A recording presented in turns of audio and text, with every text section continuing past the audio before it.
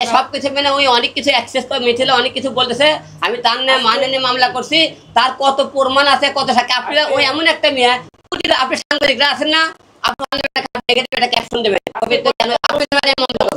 মিথিলার বিভিন্ন অসুস্থ ভাষায় কথা বলার জন্য তার নামে মানহানি মামলা করেছে। ওই 5টা আমার নামে 100 মামলা করি, সেটা মামলা করার অধিকার সবার আছে।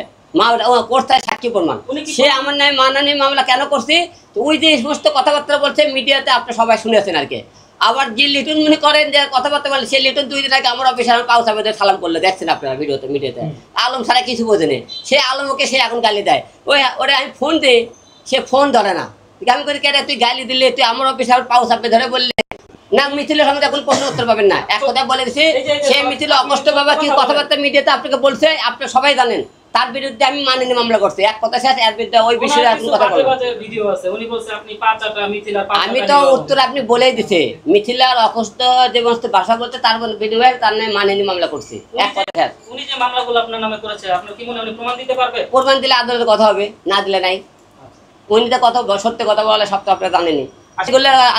কথা আমি বলবো না। তারা হলে ভাইরাল হওয়ার জন্য আমার সে ভাইরাল হওয়ার জন্য আমার পাশাপে ধরে মিথিল হাত করে বাগুন পটল লালা কাছে যায়, ওর কাছে মিস্ত্রিলে যায়। তার মানে কি বুঝবেন যেমন টার্গেট করে যে ভাইরাল বাংলাদেশে ভাইরাল কে তার পাহাড়ের একটা সালাম করে আসে, আশীর্বাদ নিয়ে আছে, দোয়া লিবার যায়, দোয়া লিবার যায়। তাকে একবার দোয়া নিয়ে পরে দিয়ে তার পেছনে আবার বাস দেয়।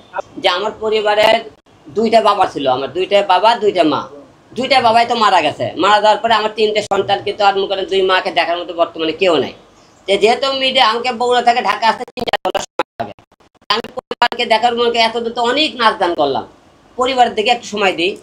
এবং বগুড়াতে আপনার সবাই জানেন একটা কেবল লাইনের বিজনেস আছে, একটা নেটের বিজনেস আছে। এই জায়গায় ব্যবসাটা আব্বা দেখতেছিল, যেহেতু বাবা মরে যাওয়ার পরে এটাও মনে করেন আমার মনে করেন এখন মনে করেন অবস্থা খুব ভালো না।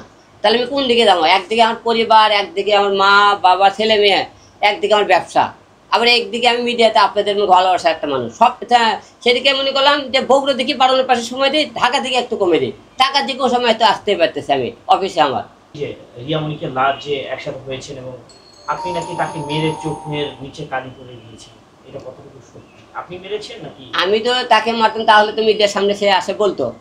আপনাকে বলছে রিয়ামণিকে অভিযোগ করছে, তাহলে মিছিলের বানিয়ে বলছে আপনাদের। সে ভাইরাল হওয়ার জন্য তো অনেক কথাই বলে। কি হয়েছিল আসলে? রিয়ামণির চোখে কি কোনো বল্লাই কামড় দিয়েছিল? সে পরে আঘাত পেয়েছিল।